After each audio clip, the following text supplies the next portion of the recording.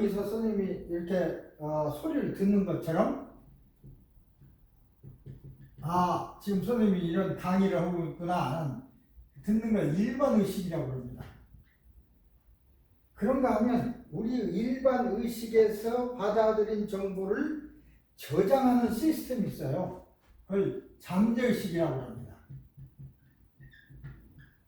다 같은 의식인데 이것도 의식이고 이것도 의식이죠. 근데 일반 의식은 퍼센트로 의식의 전체 퍼센트로 생각하면 한 20%? 10%? 그 정도. 잠재의식은 90%가 잠재의식입니다. 잠재의식도 나고 일반의식도 난데 서로 교통이 안 됩니다. 보통 때는. 그래서 우리말도 그런 말이 있죠. 내 마음 나도 몰라. 진짜 내 마음 나도 모릅니다. 내가 나를 마음대로 할 수가 없습니다. 예를 쉽게 얘기해서 선거가 있어요. 요새 여기도 이제 한 5, 6개월 뒤에 대통령 선거 있는데, 예를 들어서 아내 와이프에게 남편이 활동적이니까 부시가 아니라 레이건 우리가 바이든 찍어야 돼. 여보 당신 바이든 찍어야 돼. 그렇게 아무리 사랑하는 사이다 해서 강하게 얘기한들 그 당시에는 알았어 그렇게 해놓고 실제로 투표에 들어가서는 다릅니다. 내가 생각했을 때 그건 아니다. 이 사람인 것 같다. 그럼 그쪽 찍어버려요. 그래서 우리 보통 선거운동하거나 그러면 형제 그 집안에 형제 하나만 잡으면 그 집 표 다 내 편인 것 같아도 절대 아닙니다. 부부가 돼도 달라요. 왜 그러냐면 이 잠재의식은 거짓말을 하지 않습니다. 참의식이에요. 거짓말이 없어요. 그래서 그 옳다고 하는 대로 하지, 누가 시켰다고 해서 또 사랑하는 사람이 부탁한다고 해서 이걸 무시하고 이쪽으로 가지를 않습니다. 이 잠재의식이 굉장히, 그런데 일반 의식은 같은 우리 의식이지만 좀 달라요. 10%밖에 안 돼요. 거짓말도 하고 속이기도 하고 그렇습니다. 그러니까 막 얘기할 때 그래 내가 찍어줄게 영놈아. 일반 의식이 아무리 약속해봐야 잠재의식이 하는 일을 일반 의식은 통제할 수가 없어요. 여기서는 이게 안 돼. 소용없어요. 이것도 나고 이것도 난데, 그러면 내가 나를 통제할 수 없다고 했는데 전혀 없는 게 아닙니다. 통제할 수 있는 상황이 있어요. 그 상황이 되면 내가 나를 통제할 수 있습니다. 보통 때는 안 돼요. 그게 어려워. 그래서 이제 그런데 나는 예를 들어서 그 요거의 전문가인 나는, 선생님의 마음을 잠재의식을 마음대로 못해요. 그런데 나는 선생님의 잠재의식을 마음대로 할 수 있습니다. 물론 어떤 상황을 만들어 놓고, 그 상황이라는 게 뭐냐면 우리는 보통 얘기하는데 최면이라고 하는, 자기 스스로 거는 것을 자기 최면, 다른 사람이 최면 상태를 유지하는 걸 타인 최면이라고 하는데, 어쨌든 자기가 하든 타인이 하든 최면 상태에 들어가기만 하면 잠재의식과 교통을 할 수 있습니다. 이게 중요해요. 잠재의식과 교통. 그래서 자기 스스로는 자기 최면이 안 들어갔기 때문에 모르지만, 나는 선생님을 최면시킬 수 있는 기술이 있어요. 다른 사람보다 더 빨리, 다른 사람 못 시키지만 나는 선생님들 최면 한 2, 3분 내에 시킬 수 있는 요령과 기술이 있어요. 그걸 사용해서 최면에 들어가게 하면 나는 선생님 여러분의 마음을 내가 마음대로 조정할 수 있어요. 마음대로 조정한다니까 좀 그런데 그 하나의 기준이 있어요. 윤리 도덕에 어긋나지 않는 것은 다 할 수 있어요. 예를 들어서 어떤 사람들은 그런 경우가 이 최면 좀 배우니까 그런 사람들이 간혹 있어. 예를 들어서 친구가 있다. 최면 시켰어. 예를 들어 옷을 벗어라 라든지 뭐 그런 명령은 윤리에 어긋나기 때문에 바로 뛰어나 버립니다. 윤리 도덕에 뭘 훔쳐라 라든지 윤리 도덕에 어긋나지 않는 명령은 다 듣습니다.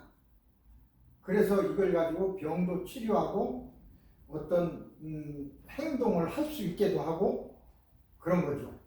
보통 최면을 보면 다른 사람들이 병을 치료하고 하는 것보다도 쇼적으로 재미로 여러 가지 현상을 일으키게 쓰러지게 하고 뭐 하고 이상한 행동을 하게 하고 하는 용도로 많이 쓰는데 그것도 할 수 있지만 그거보다는 이 사람이 가지고 있는 문제를 해결할 수 있어요.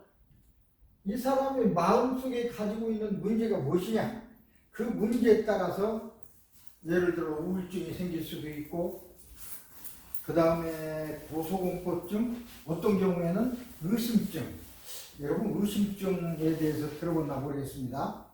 의심증은 쉽게 우리가 얘기하면 의처증 의구증 남편을 의심하고 하는 이 의처증 의구증 무섭습니다. 약도 없어요. 두 사람 중에 하나가 죽어야 끝나는 병입니다. 얼마나 무섭습니까? 약으로 할 수가 없어요. 방법은 딱 하나 있습니다. 우리가 지금 배우려고 하는 이 방법을 사용하면 고칠 수 있습니다. 그래서 이것을 이제 이런 병을 고치는 데 많이 사용하는데 지금 그 여러 가지 병도 고칠 수 있고 뭐 마음도 고칠 수 있고 그 중에서 공부를 잘하게도 할 수 있고 하는 그 중에서 한 가지가 더 있어요. 이것을 이제 공부를 잘하는 데 이용해 보자는 거죠. 공부. 우리는 공부에 이용하는 겁니다. 공부. 어떻게 하면 공부를 잘해 갈 수 있는가? 그래서 그러려면 이제 잠재의식을 이해를 해야 돼요. 잠재의식이 어떤 것인가? 잠재의식은 아까 얘기했듯이 우리 마음의 90%가 잠재의식이라고 했습니다. 근데 그 잠재의식은 모든 것을 기억하고 있어요. 태어나면서부터 죽을 때까지. 여러분은 지금 여기 학교 올 적에 자동차를 타고 왔는데 중간에 계속 뭐가 있는지 쳐다보면서 왔다고 하지만 어느 순간은 다른 생각을 하고 왔어요. 그 순간은 어떻게 여기서 여기까지는 어떻게 지나왔는지 몰라. 근데 운전 잘하고 왔어요. 그죠? 다른 생각을 하고 왔어도 지금 기억이 없어. 그 앞에 뭐가 있었는지. 근데 지나오긴 했어. 안전하게. 왜냐? 그때 잠재의식이 작동하기 때문에 안전하게 할 수 있는 것입니다. 잠재의식은 우리의 위험을 방지해주고 그런 역할을 해요. 그래서 잠재의식은 우리 의식 여러 가지 기억도 하고 또 위험을 방지하는 일도 하고 예를 들어서 컴퓨터의 본체라고 생각하면 됩니다. 일반 의식은 지금 이게 열어놨잖아요. 창을 열어놓은 창이라고 생각하면 돼요. 창에 있는 요것은 사실은 얼마 안 되죠. 나와 있는 10%도 안 돼. 이 속에 들어있는 컴퓨터 속에 들어있는 저장에 들어있는 것이 대부분이 더 많죠. 그걸 언제든지 우리는 꺼내 쓸 수가 있습니다. 언제? 컴퓨터를 켰을 때 키면은 안에 있는 정보를 이렇게 스크린에 나타나게 할 수 있어요. 끄면 안 되죠. 그러니까 잠재의식과 교통하는 것도 최면을 걸어서 잠재의식과 교통하면, 최면을 거는 것은 스위치를 올리는 거나 똑같아요. 스위치를 올리면 할 수 있어요. 내리면 안 되고. 이 컴퓨터도, 내 컴퓨터는 저기 있어. 근데 원격으로 여기에서 내가 저쪽 컴퓨터를 조정할 수가 있잖아요. 그죠? 거기 들어가서 거기에 있는 정보를 다 빼올 수도 있고, 거기 칠 이용해서 뭘 할 수도 있습니다. 그 어떤 맞아, 비밀번호 이것만 알면. 그러듯이 똑같아요. 나도 여러분의 잠재의식을 내가 잠들게만, 그래, 최면 상태로 만들기만 하면, 그 다음에는 윤리 도덕에 어긋나는 말만 아니면 다른 건 내 말대로 다 해요. 내가 나를 할 수 있는 것보다 저 사람이 나를 할 수 있는 게 더 많아. 그래야 나의 병을 고칠 수 있는 거예요.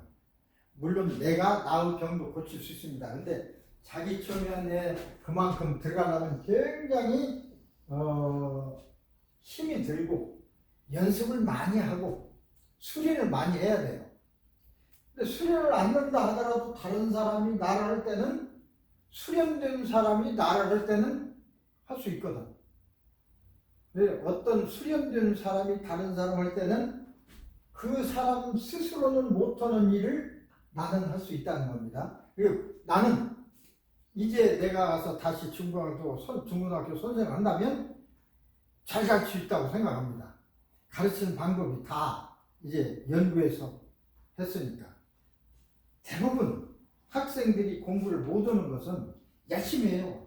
특히 우리 한국 학생들 얼마나 열심히 합니까? 학교 갔다 오면 피아노 가죠, 태권도 가죠, 뭐 저녁에는 들어가요. 그렇게 해도 따라갈 수가 없어. 물론 머리가 아주 좋은 사람은 원래 좋으니까 잘하지만, 그렇지 않는 사람은 그렇지 않다고 해서 못할 건 없습니다. 시간 문제지. 머리가 좋다는 건 저 사람은 1시간 내에 할 것을 나는 10시간이 걸려. 할 수는 있어. 그럴 뿐이야. 그런데 문제가 뭐냐면 하루는 24시간이야. 그런데 있어요. 24시간이라는 데 문제가 있어. 24시간이라고 딱 생각을 해. 여러분도 24시간이라고 생각하고 있죠? 그렇게 생각하지 않는 사람은 몇 되지 않습니다. 저는 하루가 24시간이라고 생각하지 않습니다. 보통 사람은 24시간이라고 생각하지만 저는요, 사람에 따라서 50시간으로 만들어 줄 수도 있고 100시간이 되게 할 수도 있어요. 쉽게 설명하면 요거 보세요. 내가 윈도우 하나를 열었습니다. 또 열 수 있어요. 또 하나 옆에 열려 있죠. 또 내가 저기에서 예를 들어 동영상을 또 열 수 있어요. 처음에 이 컴퓨터가 나왔을 때는 윈도우 하나밖에 못 열었어요. 지금은 10개를 동시에 열어놓고 유튜브 보면서, 음악 들으면서, 작업하면서, 광고 보면서 다 할 수 있어요. 할 수 있다 그럽니다. 10개를 동시에 열 수 있어. 그러듯이 우리의 뇌도, 잠재의식도 컴퓨터와 똑같아요. 컴퓨터와 같은 게 아니라 잠재의식과 똑같은 것이 컴퓨터입니다. 그렇게 컴퓨터를 만들었어요. 근데 똑같다고 하지만 똑같은 건 아니죠. 아직 우리의 뇌의 용량에 비하면 이 컴퓨터 용량은 아주 적습니다. 지금은 이런 컴퓨터를 용량은 적다고 해도 이걸 수십만 개 합쳐놔요. AI가 바로 그거 아닙니까? 수십만 개를 합쳐놓으면 인간의 용량과 비슷해져. 그래서 요새 전기가 많이 필요해요. AI 기업 보면 큰 넓은 곳에 엄청나게 많은 이 컴퓨터를 해놓고 한 번에 그걸 돌리려면 전기가 무척 들어갑니다. 발전소 하나까지 들어간다고 그래요. 어디 들어보니까. 어쨌든 그렇게 할 수 있고 그렇게 하다 보니까 요새 멍청한 사람보다 훨씬 나아요. AI가. 뭐 오류도 많긴 하지만 자동차 저절로 운전도 하잖아요. 앞으로 비행기도 마찬가지입니다. 앞으로 우리는 자동차를 꼭 가질 필요가 없어요. 살라고 돈 벌 필요도 없어요. 운전도 배울 필요가 없습니다. 그게 아마 10년 이내에 올 것입니다. 10년도 못 걸릴지 몰라요. 저는 이제 70이 됐습니다. 원래 내가 미국에 올 적에 51살이었습니다. 뭐 한 10년 살다 10년쯤 살면 죽을 것 같았어요. 근데 그렇지 않더라고요. 점점점 수명이 늘어나서 요새 다운타운 노인 아파트 가보면 대개 95세 평균 100살 넘어 사는 사람들이 상당히 많습니다. 나 70된 나는 앞으로 100살이면 30년 남았지 않습니까? 그죠? 30년 동안에 또 어떤 변화가 있을지 몰라. 그래서 최소한도 100살 이상은 살 거다 하고 생각을 합니다. 물론 개인 수명이 있지만 여러분은 100살 훨씬 넘어 삽니다. 120세. 그런데 나는 65세까지 이러고는 그냥 말 거야 라고 생각한다면 문제. 지금 그렇게 사는 사람도 많아요. 65세 돼서 리타이어 해가지고 아무것도 않고 일도 않고 그래서 TV나 보고 앉았다가 졸다가 밥 먹고 또 자고 졸다가 밥 먹고 자고 TV 보고 이렇게 생활하는 사람 많으니까 뇌가 점점점 퇴화해가지고 치매가 되고 병을 앓고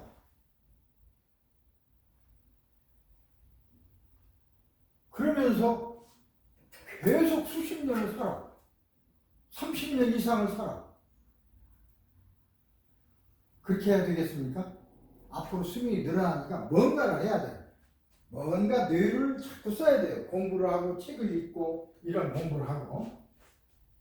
공부는 방법도 있다고 했어요. 그래서 그 방법을 이용하는 것이 공부 기술인데 여기 있듯이 집중력과 기억력을 향상하는 기술 몇 가지만 썼어요. 학습, 복습, 기술, 시험을 대비시키는 기술, 생생한 기억을 유도하는 기술, 상상력을 향상시키는 기술, 시각과 시간의 왜곡 현상. 시간의 왜곡이라는 것은 중요해요. 한 시간을 10분 동안에 10분이라는 짧은 시간에 1시간 것을 해낼 수 있어요. 그렇다고 보면 6시간 것을 1시간에 해낼 수 있잖아요. 그러니까 하루가 24시간이 아닙니다. 자면서도 공부할 수가 있어요. 잠재의식은 잠들지 않습니다. 태어난 이후에 죽기 직전까지는 살아있어요. 잘 때도 잠재의식은 활동해요. 일반의식만 자는 거예요. 10%만 자는 거고 90%는 깨어있어요. 자, 그 원리를 이용해서 공부를 하는 것입니다. 그래서 아무리 공부를 많이 해서 많이 한다 하더라도 사람이 안 되면 안 돼요. 도둑질하고 강도질하고 나쁜 짓하고 나무거나 빼앗고 그러면 되겠습니까? 그래서 인성 공부도 해야 됩니다. 사람 되는 공부도 해야죠. 어떻게 사람이 우리가 바로 살 것인가. 많이 공부할수록 이렇게 많이 아는 것을 이용해서 어떻게 하면 나보다 좀 모든 사람을 위해서 쓸 수 있을 것인가. 이 사유를 좀 더 나은 사유를 위해서 내가 아는 걸 쓸 것인가. 이런 교육이 반드시 필요합니다.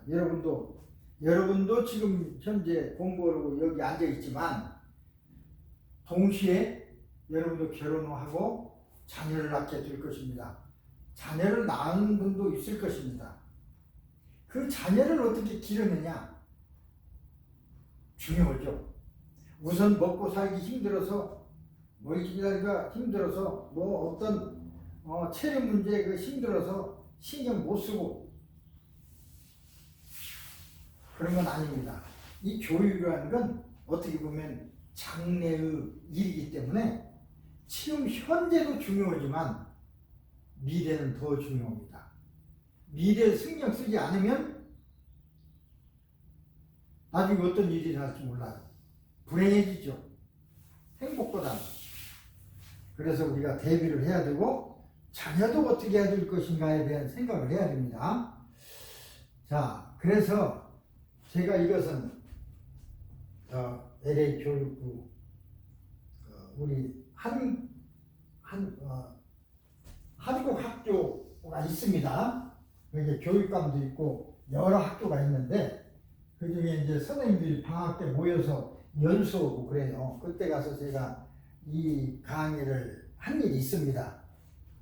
아무 책에도 나와 있는 건 아니지만 G는 선생님들을 향해서 제가 한 겁니다. PSC. G라는 것은 이제 성적이죠. 성적, 그레이드.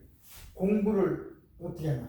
성적만 우리가 강의하는데 성적은 공부에서 시험 점수가 아니라 성적은 이 개인이죠. 개인이 얼마나 공부하느냐 그거 하고 그 다음에 이건 스쿨, 학생, 선생님이 어떻게 가르치느냐 중요합니다. PST, C가 아니라 PST 여기에 T 시간이 있어요. 시간. 근데 보통 시간은 24시간을 알고 있고 개인은 다르니까 그렇고 선생님이나 학교에서는 충분히 자기들이 완벽하게 100% 하고 있다고 믿고 있습니다. 그러면 성적이 나쁘냐 좋으냐의 책임은 누가 있냐? 개인에게 있는 거예요. 그래서 종아리를 때리고 혼내는 거예요. 왜 공부 못해? 자기들은 잘하고 있다고 해놓고 하니까 학생이 못하는 것이 되죠. 그죠? 그렇지 않습니다.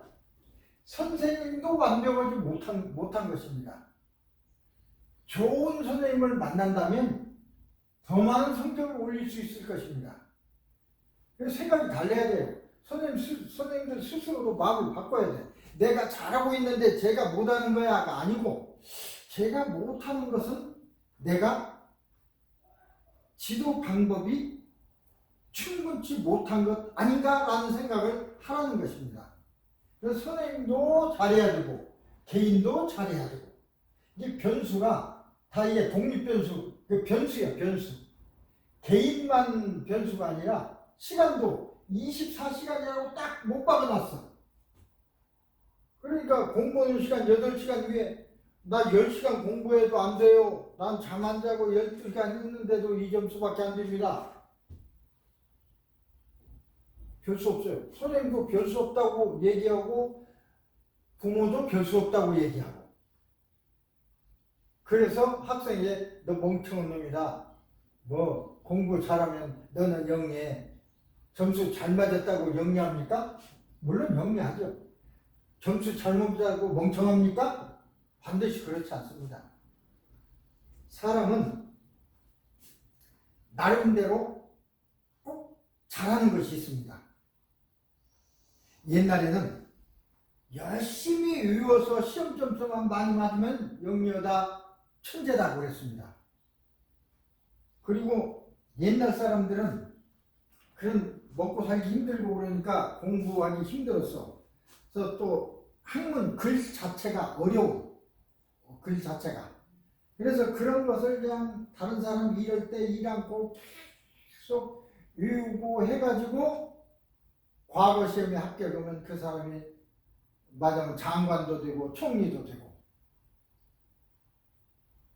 판사가 되고 영의정 되고 그랬죠. 지금은 이제 장관이 되고 총리가 되고 그 장관이 되고 총리가 되는 가장 처음 시작이 뭐냐? 판검사, 고시입니다. 행정고시, 사법고시. 그 사람들이 올라가서 장관이 되고 총리가 돼요. 근데 그 사람들 공부는 그거 보세요. 전부 외운 거예요. 딸딸딸딸 날마다 외우만 해요. 그래서 그래서 그 사람들이 훌륭하고 한지 알았는데 지금 그렇지 않죠. 이런 거 잘하는 사람도 있고 골프 잘하는 사람도 있습니다. 골프만 잘해도 공부 잘하는 사람은 훨씬 많이 돈도 벌고 행복을 살 수 있어요. 탁구 잘 치는 사람이 있습니다. 축구 잘하는 사람이 있습니다. 다 우리 천재, 축구 천재, 야구 천재, 골프 천재. 어떤 사람은 게임 천재, 게임기를 또 잘하는 사람이 있어. 예, 괜히 게임기만 갖고 놀고 공부도 않고 왜 그것만 갖고 노냐. 그런데 가만히 보다가 거기에 요놈이 상당히 그게 있으면 그쪽 방향으로 나가게 해주는 거예요. 오히려 게임을 개발하는 것이 돈도 더 많이 벌어요. 평생 돈 벌어. 예를 들어서. 그죠? 옛날에 음악, 노래 부르는 사람들 딴따라라고 해서 지금부터 한 5, 60년 전에는 하대했습니다. 천한 사람으로 여겼어요. 근데 지금은 유명한 가수는 굉장히 돈도 많고 잘 살고 우러러보잖아요. 시대가 달라졌어요. 가수 천재도 있고 공부만 잘하는 게 아니야. 수십 가지의 분야, 수백 가지의 분야에서 각각 자기 능력을 발휘하면 되는 거예요. 발휘하도록 만들어주면 되는 거예요. 좀 바뀐 것입니다. 그래서 학습 시간도 24시간이 아니고 이걸 우리 이제 지금 가르치려고 하는 것이 개인도 문제고 선생도 문제지만 그건 개인과 선생이 할 일이고 옆에서 도와주는 사람은 이것을 어떻게 할 수 없느냐. 시간을 좀 늘려주는 연구. 아까 얘기를 했죠. 자면서도 공부하고 하는 것.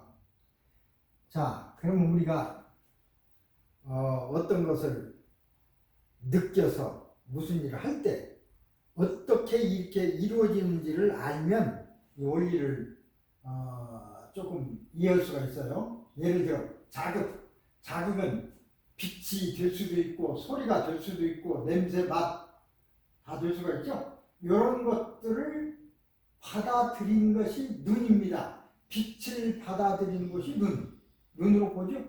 귀로 듣고 코로 냄새 맡고 혀로 맛을 보고 피부로 여러 가지 느끼고 우리가 말을 눈으로 본다고 합니다. 근데 눈으로 보는 게 아닙니다. 눈은 카메라 역할, 렌즈 역할만 하는 거지 눈에서 보는 게 아닙니다. 눈에서 빛을 통과시켜서 망막에 있는 시세포에서 빛을 전기신호로 바꿔줘요. 소리의 신호를 귀에서는 전기신호로 바꿔요. 냄새의 화학물질을 혀에서는, 코에서는 그것을 전기신호로 바꿔요. 다 전기신호로 바꿔야 돼요. 우리 세포는 전기신호로 그걸 주고받고 있습니다. 전기신호로. 그래서 전기신호로 바꿔줘야 돼요. 그 바꿔주는 곳이 빛을 전기신호로 바꿔주는 게 시각령. 소리를 귀로 들어온 소리를 전기신호로 바꾸는 게 청각령. 청각세포가 바꿔서 청각령에서 합니다. 미각세포가 미각령, 감각세포가 감각, 감각세포가 모인 걸 감각령이죠. 그래서 시각령에서 판단을 해요. 아, 이게 빨갛구나, 노랗구나, 네모지구나. 그래서 시각이 되는 거예요. 판단은 어디서 해요? 감각령, 뇌에서 합니다. 뇌에서 판단해요.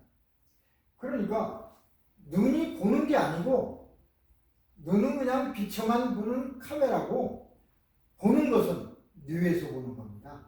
뇌에서 보고 뇌에서 소리 듣고 뇌에서 냄새 맡고 뇌에서 맛을 보고 다 뇌가 하는 거예요. 그래서 뇌의 그 부분이 고장이 나면 그게 안 되게 되어 있습니다.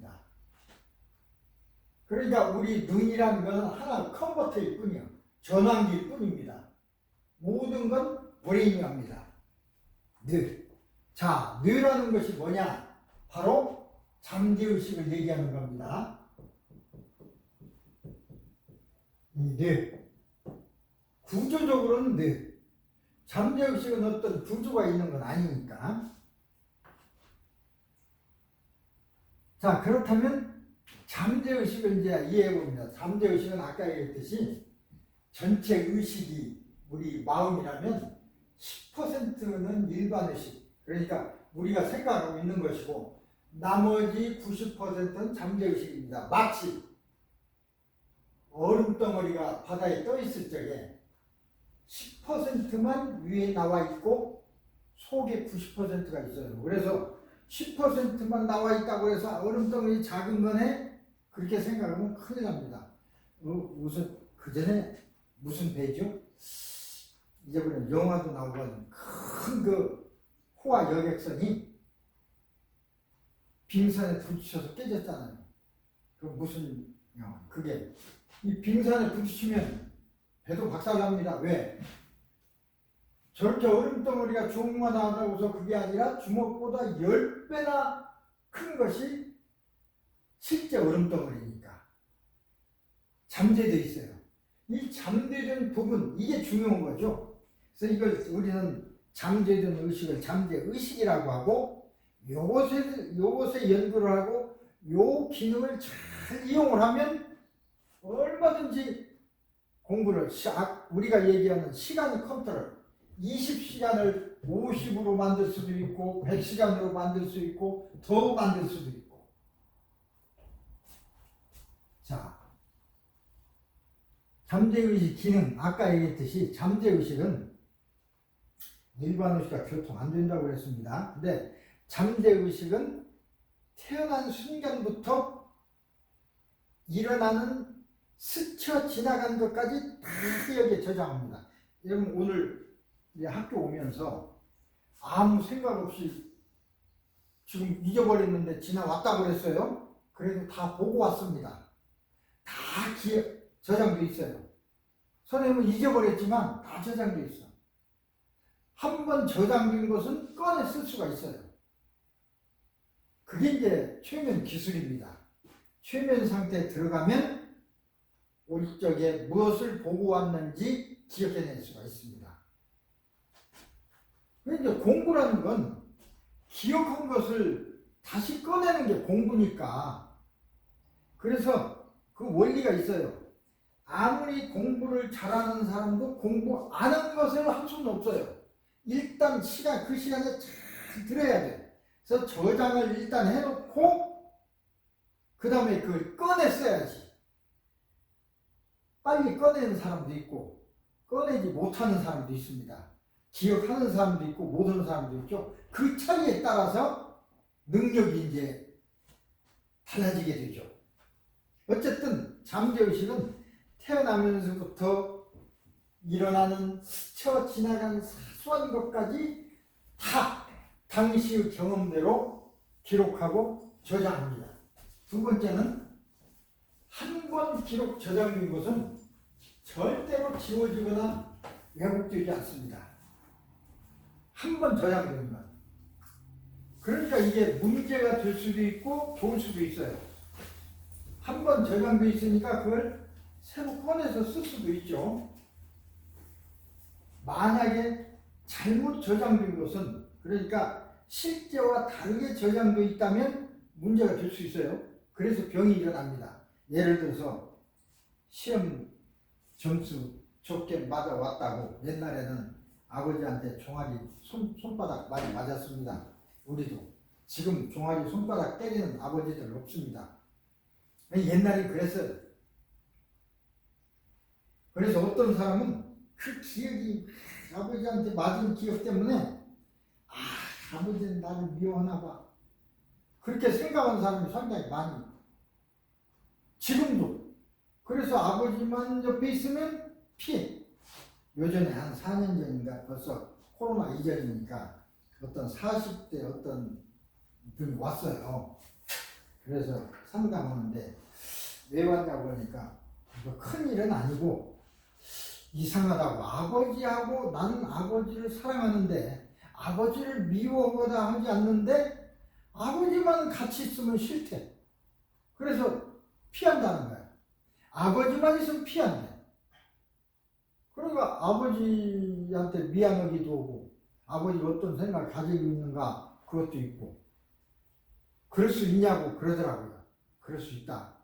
그래서 이제 최면 속에 들어가서 원인이 됐던 대로 돌아가자 해보니까 그런 것이 나와요. 예를 들어 초등학교 때 그때는 시험지를 나눠줬어요.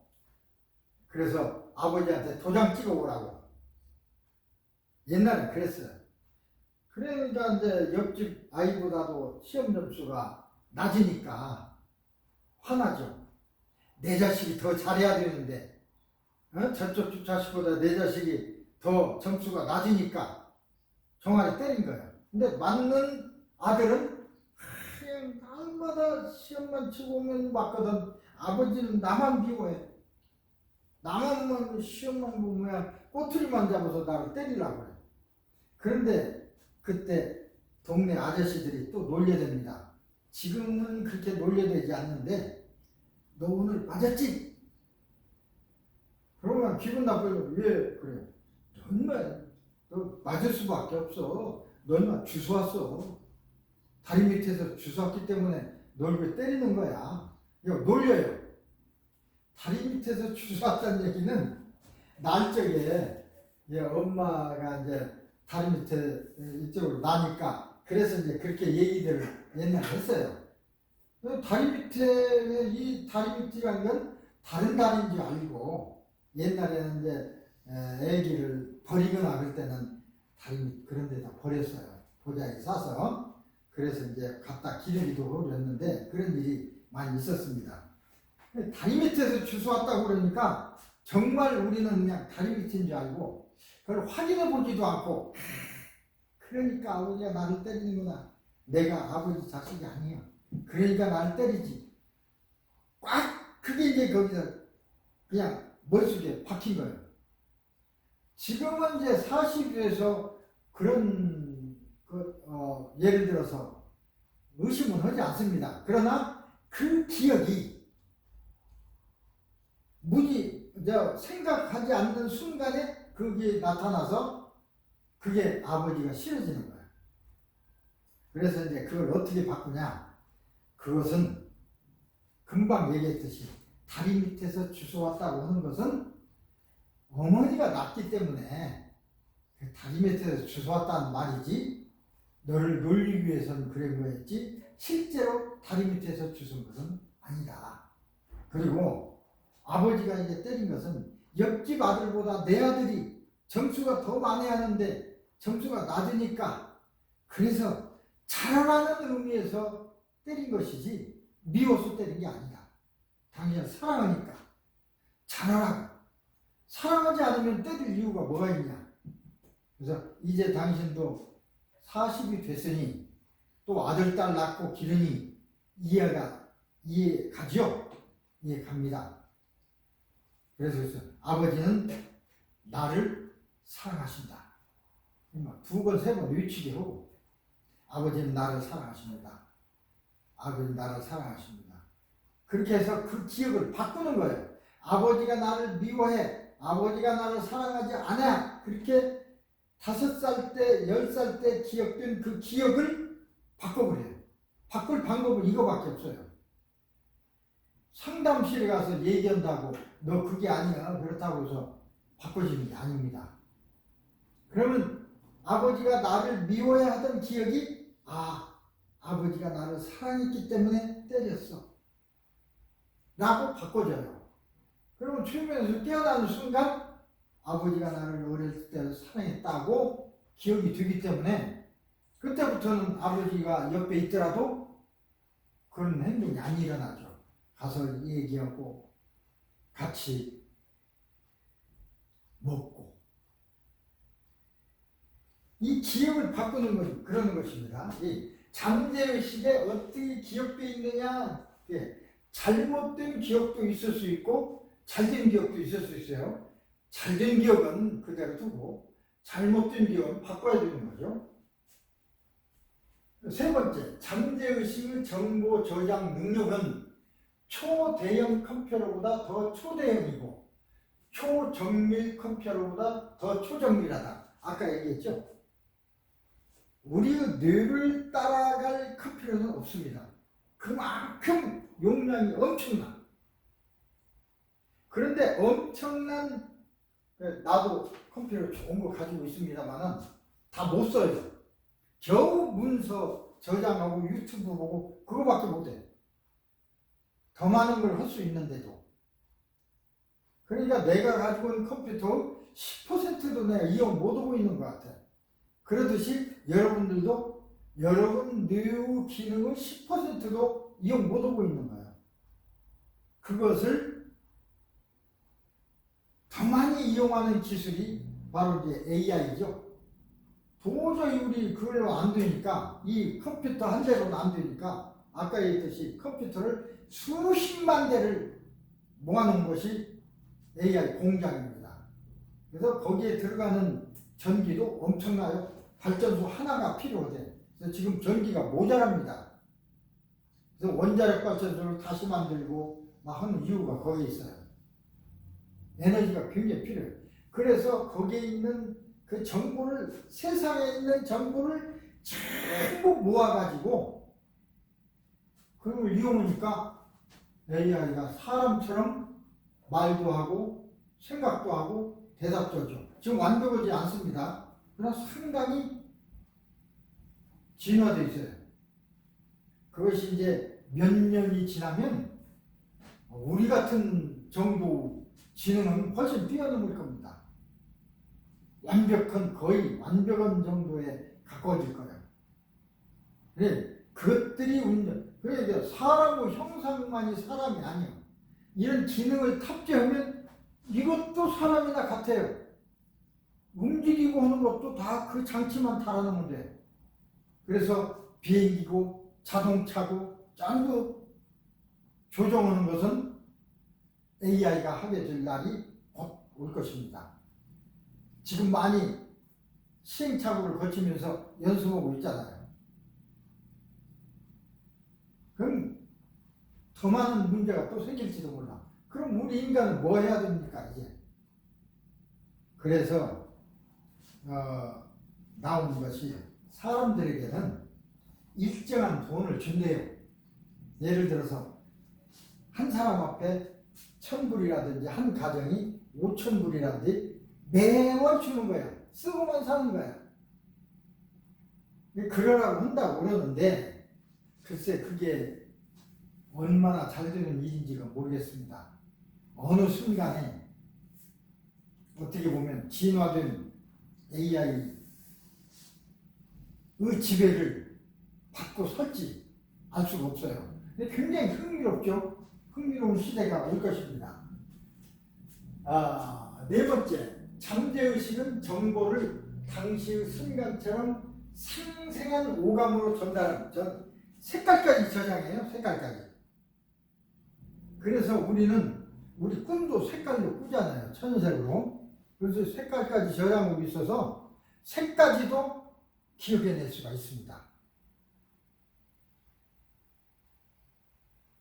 다섯 번째는 잠재의식은 죽어서 뇌세포가 활동을 중지하는 순간까지, 근데 뇌세포가 죽는 순간까지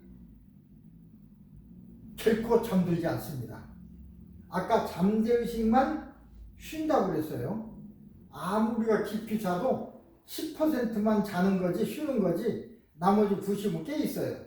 예를 들어서 아기를 안고 자는 어머니, 아기가 자다가 배가 고프니까 울어. 그러면 깊이 잠들어 있는데도 아기를 붙들고 젖을 물립니다. 잠재의식은 깨 있어요. 잠들지 않습니다.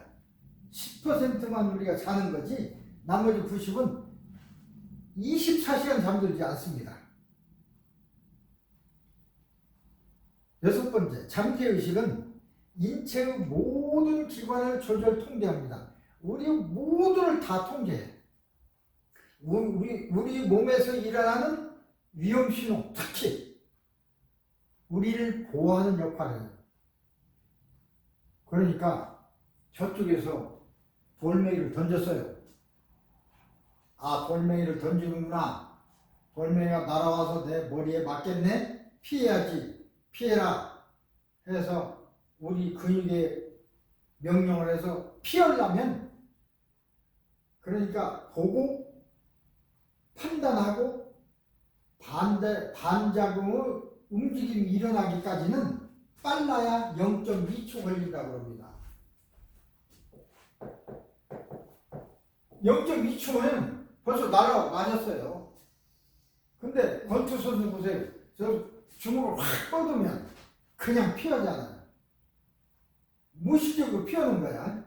피하는데 요령껏 잘 피하는 사람은 정작 피하지만 잘못하는 사람은 속는 사람이 있어요. 우리 축구할 때 그러잖아요. 이쪽에다 차는 것처럼 발을 그냥 쳐다가 저쪽으로 쳐넣잖아요. 거기에 속으면 반대로 오히려 주먹에 상에 가서 맞을 수도 있어요. 공을 잡아 킵이 공을 잡아야 되는데 반대쪽으로 몸을 날려버려요. 그래서 골을 먹잖아요. 그러듯이 어쨌든 그런 일을 합니다.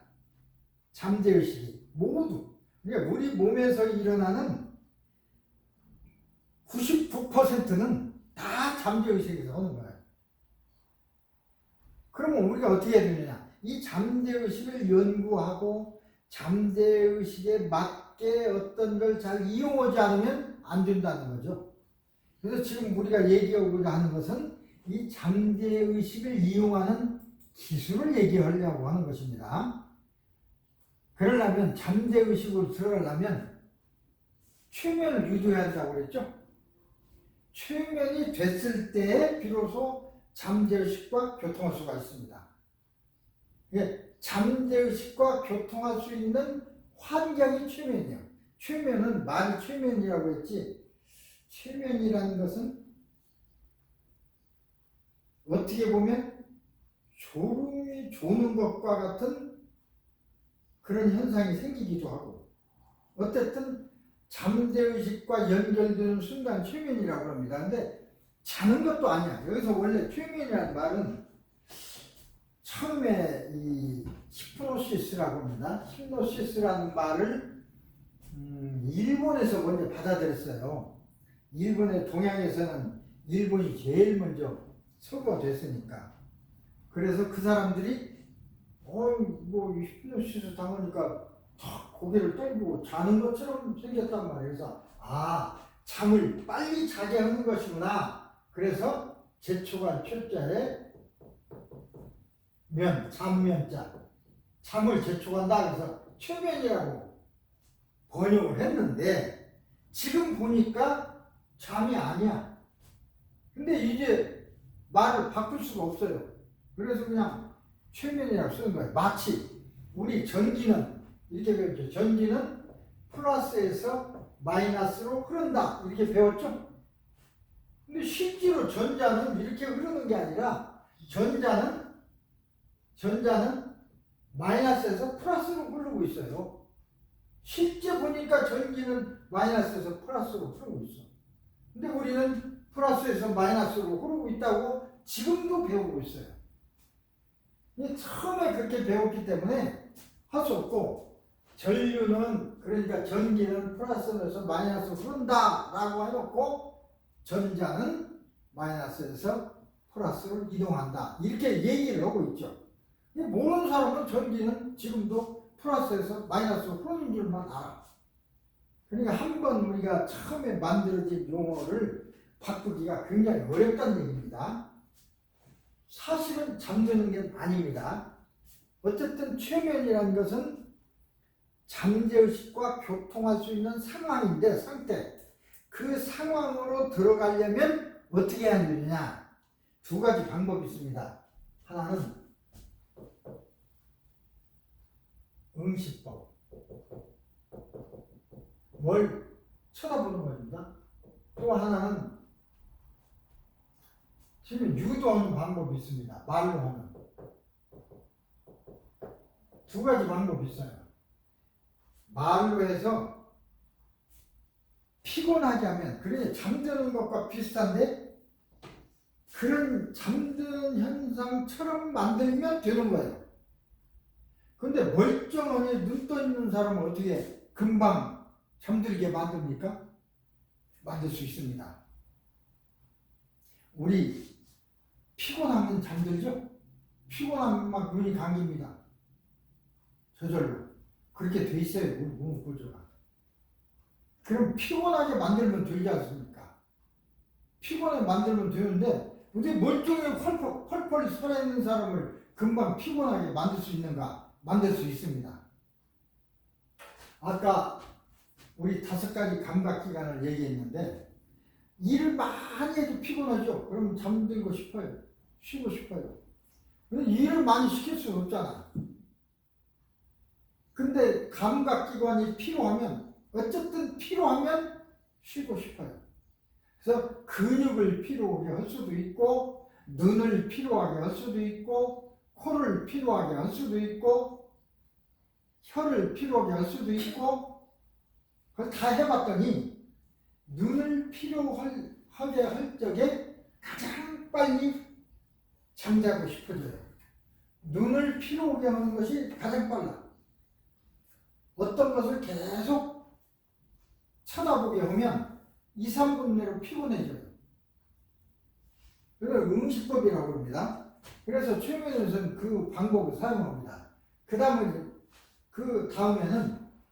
청각, 귀가 피곤하면 또 잠이 와. 여러분 왜 조용한 음악 들다 보면 졸죠? 또 잔소리 계속 듣다 보면 졸죠? 같은 말 교회 가서 목사님이 잔잔하게 잔소리 많이 하면 졸죠? 나도 교회 가서 자주 졸립니다. 근데 목사님이 새로운 얘기, 정말로 나의 관심 있는 얘기 할 때는 나는 눈을 똑바로 떠줘요. 관심도 없고 선생님이 지루한 얘기 할 때는 졸아요. 그러면 목사님은 내가 설교하는데 막 조는 사람들이 있다고 또 고함 지릅니다. 혼내죠.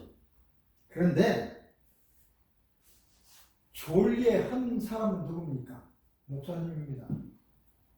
안 졸게 해야지. 그래서 나는 그래요. 내가 졸면 목사님 설교가 시원찮은 거고, 내가 안 졸면 목사님 설교 잘하신 거라고 나는 그렇게 이제 얘기하고 생각하고 있는데, 실제로 맞습니다.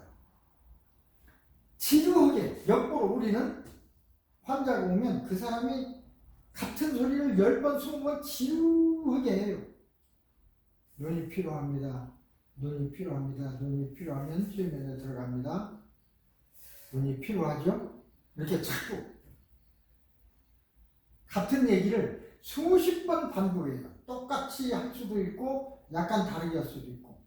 그러면 저 사람 피곤해서 잠들어요. 말로 그렇게 하려면 한 30분 걸려요. 빠른 사람은 10분, 어떤 사람은 30분. 처음에는 이렇게 해야 돼. 그러다가 최면에 일단 들어가면 그걸 이제 어떤 말을 해요. 암시를 걸어놓는다고 하는데, 암시. 자, 다음부터는 내가 선생님 눈을 쳐다보면서 딥슬립이라고 소리치면 즉시 깊은 최면 속에 들어갑니다. 라고 암시를 걸어놔. 그러면 그 다음부터는 그냥 2, 3초 내에 들어갈 수 있어요.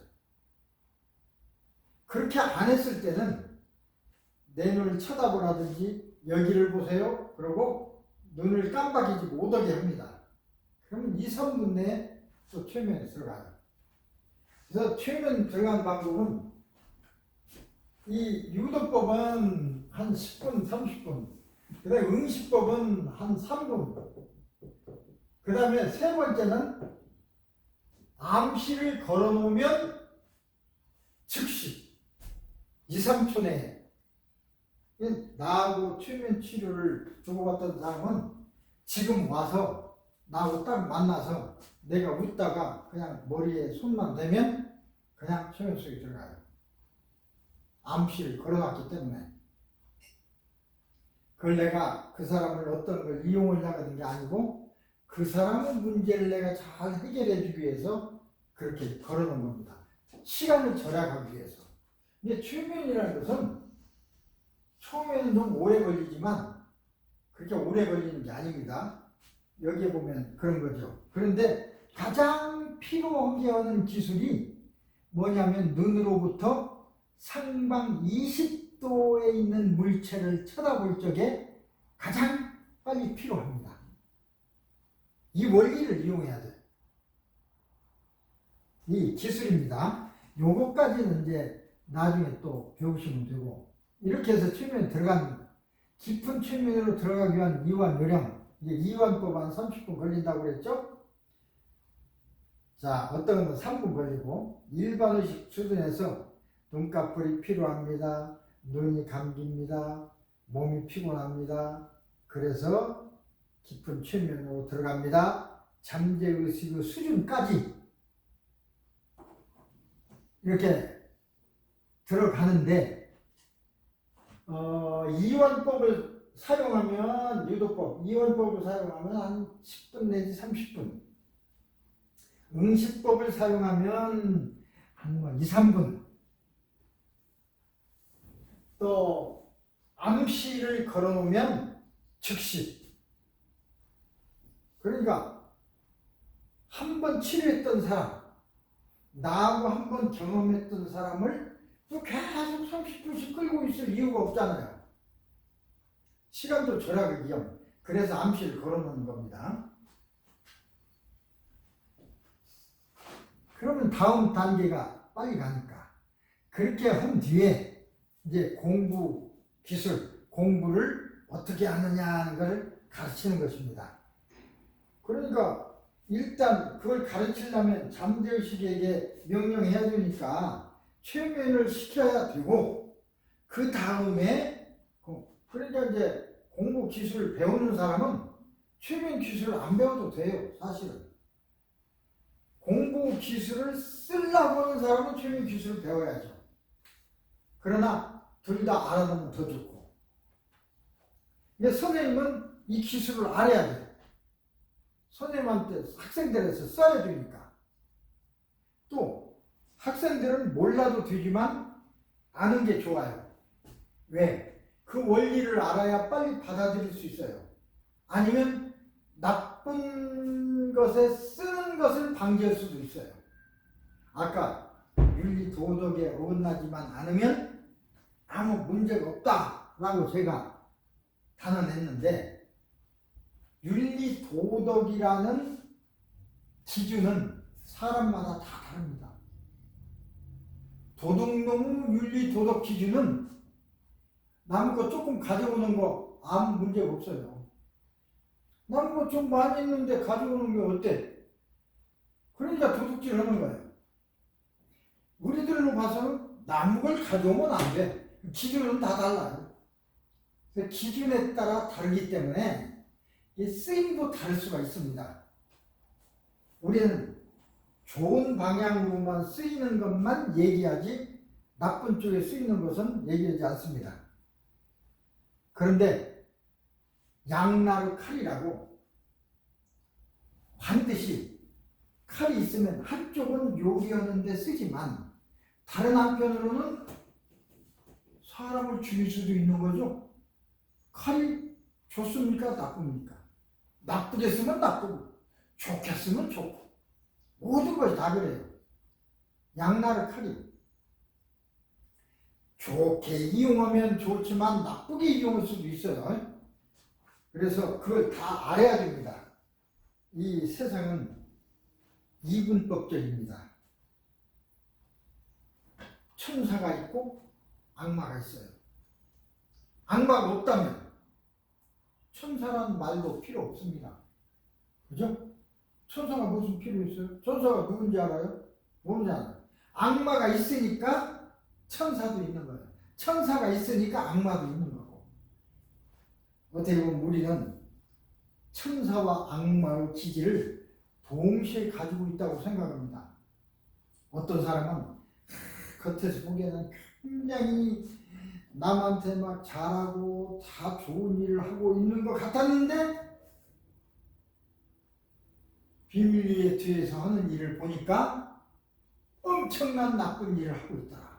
그런 경우 많이 있죠. 우리 한국도 지금 굉장히 문제가 되는 기업 중에 어떤 기업이 있는데 쌍방울이라는 기업이 있어요. 내가 원래 전주 살다 왔습니다. 그 쌍방울이 원래 다른 사람이 메리아스 만드는 공장입니다. 하다가 조직 폭력배우 두목이 그걸 인수했어요. 지금 그게 회장이야. 근데 판사가 판결할 적에 이 사람은 이렇게 중견 기업을 운영한 사람이니까 거짓말 할 이유가 없다. 그러니 이화영 부지사 네가 거짓말이다. 9년 6개월 때렸습니다. 증거는 없습니다. 심증의 증거, 확실한 증거에서 때렸으면 좋은데 근데 우리가 아는 쌍방 예를 들어 그 사람은 과거가 그래요. 옳은 것이 아니고 그 사람이 장사해서 메리아스만 만들어서 돈 번 게 아닙니다. 주가 주장 뭐 별 나쁜 짓에서 수백억 벌어서 교도소 갔다 온 일도 있어요. 지금도 그래요. 근데 그 사람이 건실한 중견기업으로서 그렇게 그 사람을 기준으로 판단하는 것은 잘못됐다고 보여지는 거죠. 그래서 우리 죄형 법정주의, 그러니까 죄는 증거가 있어야 됩니다. 증거 없으면 그 사람이 그 죄를 졌다 하더라도 때릴 수가 없어요. 그런 게 많잖아요. 그런 경우가 많기는 하고 아쉽기도 하지만 그러나 거꾸로 증거도 없이 죄도 안 졌는데 죄를 지을 수는 없잖아요. 증거가 없다고 죄 지은 사람을 죄를 안 주는 경우도 안타깝지만 그렇다고 해서 죄가 없는 사람은 죄 줄 수는 없잖아요. 심증으로 이 사람은 정직하니까 네가 부정직하다. 그렇게 그런 이 판단 안 되잖아요. 이 사람이 진짜 천사라면 악마가 되어 있지만 이 사람이 악마라면 이 사람이 천사지. 거꾸로 될 수도 있어요. 그래서 이제 이런 기억이라든지 이런 것들은 우리가 뭐든지 이용이 나름이다. 양날의 칼이다. 이걸 다 생각해야 돼요. 아무리 그래서 이제 죄를 주고 올 때는 아무리 저 사람이 죄 준 게 확실하다 하더라도 확실한 증거가 없으면 못 주죠. 미국서도 그러잖아요. 몰라서 못 주는 게 아니라 그렇게 되는 것입니다. 그래서 죄 지은 사람들은 증거를 없애려고 혈안이 되죠. 그렇다 하더라도 증거 없이 죄 받는 사람이 있다면 그건 안 되는 것이니까. 어쨌든 양날의 칼이라는 뜻입니다. 최면이 좋은 쪽으로 쓸 수도 있지만 그럴 수도 있다는 뜻입니다. 실제로 그렇게 쓰는 사람들도 있습니다. 집중력과 기억력 향상 기술 여기에만 얘기하고 다음 시간에 하겠습니다. 집중력, 기억력. 우리가 공부라는 것은 어떻게 보면 외워야 됩니다. 기억해야 돼요. 모든 공부는 다 어떤 사람은 이해해라 그러는데 이해하는 것을 넘어서서 누가 많이 기억하느냐 그게 공부를 잘하냐 못하냐 판단 기준이 돼버려요. 근데 아까 얘기했듯이 기억은 다 하고 있어요. 그러니까 수업 시간에 선생님 말만 잘 들으면 일단 기억은 된 거예요. 그래서 꺼내는데 문제가 있어요. 어떤 사람은 기억을 잘 기억해내는 사람은 답안지 잘 쓰고 공부를 했는데 기억이 안 나. 그런 사람은 못 쓰는 거죠. 그 차이예요. 그래서 기억을 잘나게 하는 기술이 있다 그것입니다. 기억을 잘나게. 최면 속에 들어가서 자 어저께 수학 시간에 공부했던 것이 잘 머리에 떠오른다, 기억이 난다 라고 명령하면 떠오르는 것입니다. 간다는 것인데 요령을 모르면 못 쓰는 거죠. 뭐든지 아주 복잡하고 어려운 게 아닙니다. 아주 간단한데 모르니까 안 되는 거예요. 간다는 걸 알면 다른 사람이 생각에 엄청난 것을 또 아는 거예요. 원리는 간단합니다. 모든 것은 원리는 간단해요. 자, 어떻게 일단 기억을 하기 위해서는 기억이 돼 있어야 됩니다. 그러니까 공부할 적에 졸면 안 돼. 일단 늘 똑바로 뜨고 선생님 말을 잘 들어야 됩니다. 일단 저장해 놓고 그 다음 쓸 수는 있어요. 내가 전에 중고등학교 전에 10년 했다고 그랬죠. 그때 교감도 되고 그러기 위해서 여름방학 되면 연수를 받아요. 연수. 선생님들 공부하는데 시험도 치고 그래요. 근데 더우니까 열심히 듣는데 점수 많이 받아야 교장이랑 빨리 되니까 나도 막 열심히 듣는데 나중에 시험 치는데 듣도 보도 못한 걸 시험에 냈더라고요. 못 썼어. 그리고 시험장 나와서 어떻게 그거 안 배운 것이 나왔냐 그러니까 배웠대. 그 순간 내가 잔 거야. 졸은 거예요. 그러니까 기억이 안 돼 있지. 기억이 안 돼 있으니까 안 나오지. 잠은 안 돼. 일단 수업 시간에는 눈 딱 뜨고 공부해야 돼. 그 다음 막 놀아도 돼. 이게 공부 잘하는 학생들은요, 수업 시간에 선생님 말을 잘 듣습니다.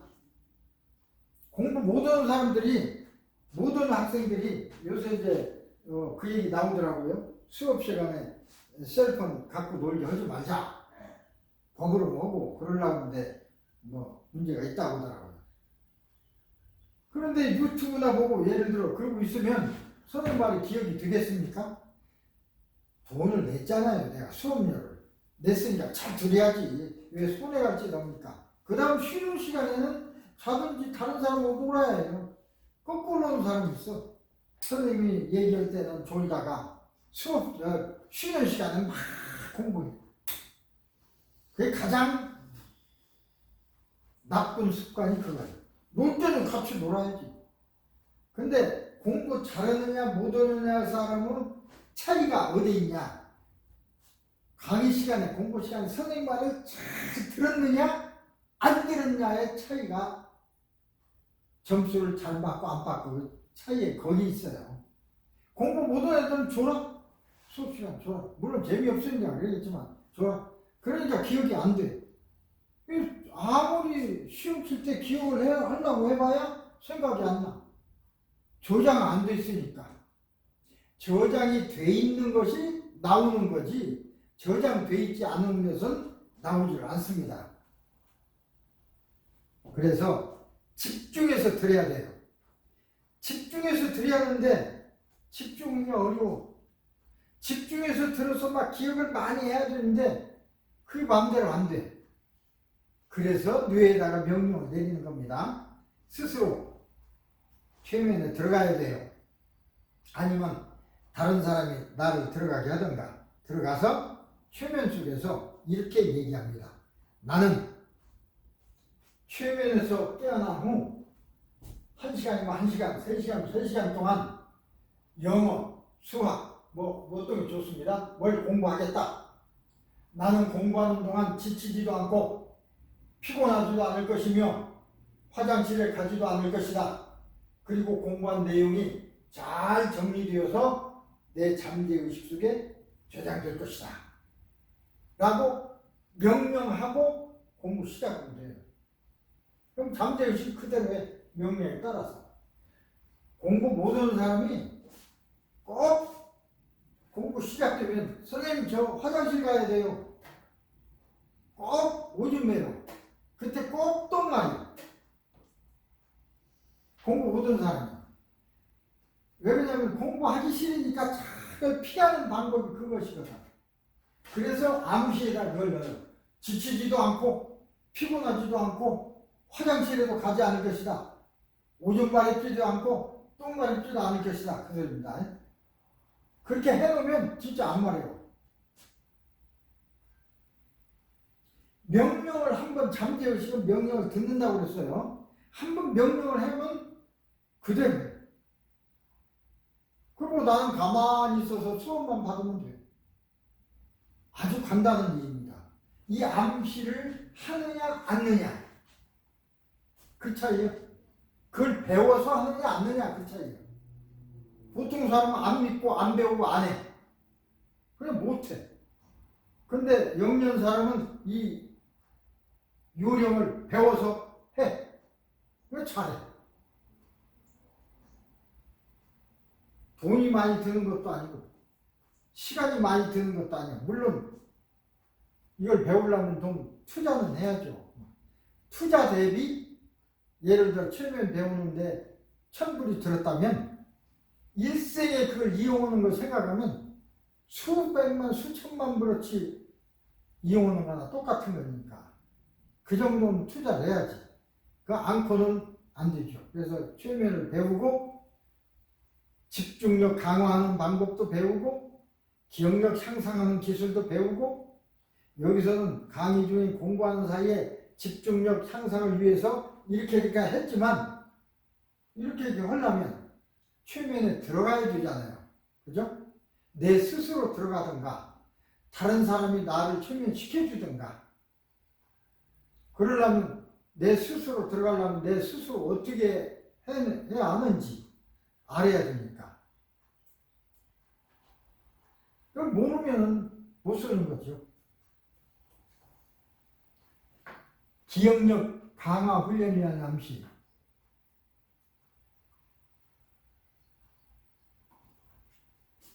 집중력, 기억력 요까지만 하겠습니다. 기억력 강화는 기억이 잘 되게 하고 싶어도 잘하지 안 되니까 이것도 암시로 하면 돼요.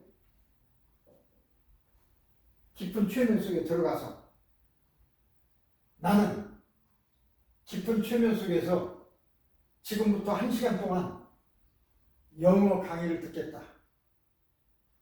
나는 공부하는 동안 지치지도 않고 비슷해요. 피곤하지도 않고 화장실에도 가지 않을 것이다. 그리고 공부한 내용이 잘 정리되어서 잠재의식 속에 다 기억된다. 그리고 내가 필요할 때 기억이 되살아난다. 그렇게 하고 딱 공부 시작하면 돼. 공부 시작하고는 그냥 강의 받으면 돼. 그러니까 단 1, 2분 다른 사람이 그러니까 수업 시작하기 전에 한 1분 동안 눈 감고 딱 이렇게 하면 되는 것입니다. 이 말도 좀 기억해야 되겠죠? 내가 나쁜 습관이 공무원 시작하면 졸려. 그러면 졸지도 않을 것이며 넣어야죠. 공무원 시작하면 화장실 가고 싶어. 오줌 마려요. 오줌도 마렵지 않을 것이며 라고 암시를 넣어야죠. 자기의 나쁜 습관에 대한 암시를 넣어야 돼.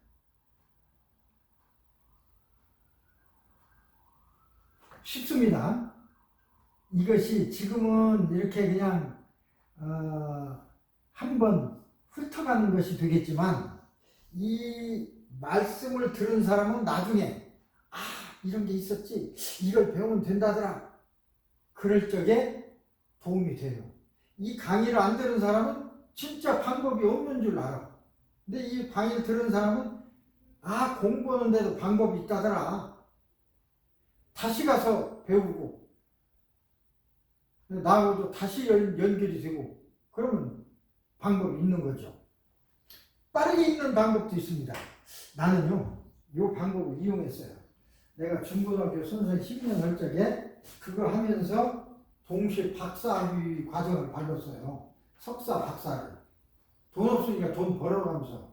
근데 문제는 아침 8시부터 밤 8시까지 학교에서 근무한 뒤에 나는 공부하는 시간은 없어. 새벽 시간밖에 없어.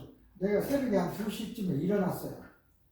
그럼 2, 3, 4, 5, 6 학교 앞에다 방 얻어놓고 그럼 5시간 정도 그냥 마련해봐야 5시간.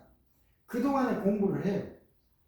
다른 박사과정 받는 사람은 아침부터 학교 나가서 16시간, 20시간을 공부해. 어떤 사람은 16시간, 많은 사람은 20시간도 공부해. 그래도 박사학위를 못 받고 있어.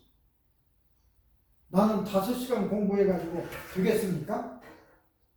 그래서 내가 생각한 것이, 야, 이거 방법이 없다. 방법은 뭐냐? 책을 읽는데 3배만 빠르게 읽자. 다른 사람 15시간 책 읽을 때 나 5시간만 읽으면 되잖아요. 그래서 연습을 무지하게 했어요. 무협지라는 소설책은 소설 있는 대로 다 읽었습니다. 연습하느라고. 어떤 선생님들은 쉬는 시간, 1시간 쉬는 시간에 무협지 소설, 재밌는 소설 있어요. 그걸 그냥 일주일 내에 읽어. 1시간 읽다가 좀 적어놨다가 그 다음 쉬는 시간 읽고 일주일 걸려. 나는요, 쉬는 시간 1시간을 읽어버려요. 책 한 권을. 그거 소설책 읽을 필요는 없잖아요. 재밌으려고 읽으니까. 연습을 해서 수백 번 읽었을 거야, 아마. 지금 기억 다 할 수도 없어요. 그래서 연습을 해. 지금도 책을 빨리 읽습니다. 다른 사람도 훨씬 빨리 읽어요. 아마 지금도 2배 이상 빨리 읽을 거야. 다른 사람 이렇게 볼 적에 나는 한 번 볼 적에 나는 그냥 금방 보고. 근데 읽는 방법이 있어요. 이렇게 책이 있다면 글자가 써 있죠. 그 글자를 보통은 한 글자씩 이렇게 읽죠. 이렇게 또 다음 줄 읽고 또 다음 줄 읽고 눈알이 이렇게 돌립니다. 이렇게 하면 시간이 걸려. 그래서 이제 다음 단계는 이렇게 있으면 책이 쭉 이렇게 해서 끝나고 이렇게 해서 끝이 납니다. 이것을 한꺼번에 읽어요. 한꺼번에. 그래서 전체를 보고 이렇게 읽어 나갑니다. 그 다음 3번째는 한 페이지를 한 권에 봅니다. 근데 이게 굉장히 어려운 기술이지만 이런 것을 열심히 해 나가다 보면 빨리 읽을 수가 있습니다. 자, 조금만 하나만 더 하고 끝내겠습니다. 학습 장애를 제거하기 위한 암시. 자, 내가 공부할 적에 여러 가지 다른 생각도 나고 뭐 그런 경우가 많이 있어요. 부정적인 생각이 나고 공부 선생님 가르친 것보다 다른 생각이 자꾸 나고 근데 그럴 때는 공부가 잘 기억이 안 돼요. 그럴 때는 나는 타들어가며 파괴되고 제로되어 사라져버리는 내 인생 여정의 모든 부정적이었던 나것들을 바라보며 즐거움을 느낀다. 자유로워지는 느낌, 없애버리는 희열감을 느끼며 타서 제로 변하여 바람에 날려 사라지는 낙엽을 보고 있다. 나의 일생의 정원에 있는 나머지 낙엽들도 모두 태워버린다. 그러면서 나는 즐겁고 가벼운 마음이 됨을 느낀다. 이제 나의 모든 부정적인 것들은 모두 사라져버렸다. 라고 암시를 하는 거예요. 그러면 그런 생각이 안 나죠. 이게 한 번에 되는 게 아니고 여러 번 자꾸 연습하면 되는 것입니다. 오늘은 이렇게 공부한 여러 가지 기술 중에 집중력과 기억력을 어떻게 하면 향상시킬 수 있는 것인가 거기에 대해서 얘기를 했습니다. 다음 시간에